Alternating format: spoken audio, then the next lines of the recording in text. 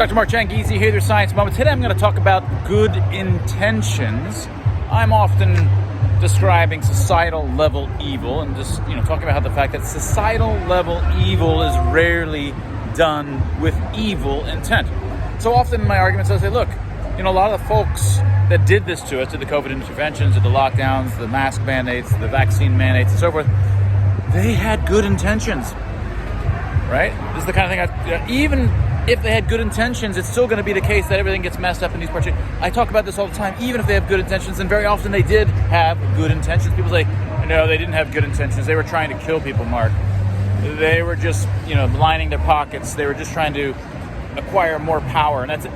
No, this is deeply problematic for a number of reasons that I've talked about before. One, it suggests that you think they wouldn't be evil unless they had evil intent, right? And I won't get into that. I've talked about culpability.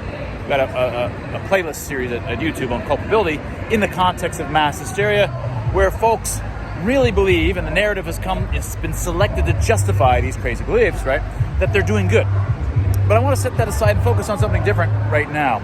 If you really believe that evil, and I'm talking about societal level evil especially, evil is only done by folks who know they're doing evil. They're doing evil intent. They're trying to harm, line their pocketbooks. They're trying to acquire power. If you believe that, you are ripe for evil yourself, right? Because when you engage in behavior later, maybe you're involved in some other kind of grand effort to save people, to save some situation. And you know that you're good, right? You've got good intent. How many people walk around not believing that they have good intent? Who is that?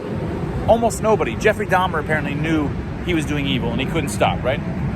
Individual level evil, occasionally you find situations like that, but not for societal level evil. These people individually have justified what they've done, and usually it's more complex than that. The justification comes at the emergent level of the group. The entire group has come to justify the crazy beliefs they have by virtue of complex selection forces. It is very complex. It's not just in their own heads. It's spread across the community. People affirming their crazy idea, and you're affirming it back, and ends up with this kind of groupthink. These things are very hard to get out of. This doesn't excuse them, right? But you have to stop believing that evil is done by bad intentioned people, because then you are ripe for evil yourself, because you believe that you are always good intentioned. I believe I'm always good intentioned. What makes good intentioned people evil? What makes evil happen at the societal level is when good intentioned people break certain kinds of rules. They stop independently thinking. They're not aware of their own psychological biases, the kinds of things we talked about.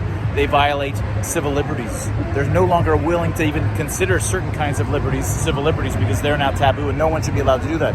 They start thinking in terms of in-group versus out-group. They fail to do cost-benefit analyses. They don't fully acknowledge something called the precautionary principle and realize that when people make rushed changes, you can cause havoc. All of these kinds of things that I'm talking about in hundreds of these videos are what evil is, and it's done by good intentioned people like you. Right? Evil can happen to you because it happens to good intentioned people. The way to avoid evil is to have suites of principles that protect you from doing evil. It's not having good intentions. And that was your Science Moment.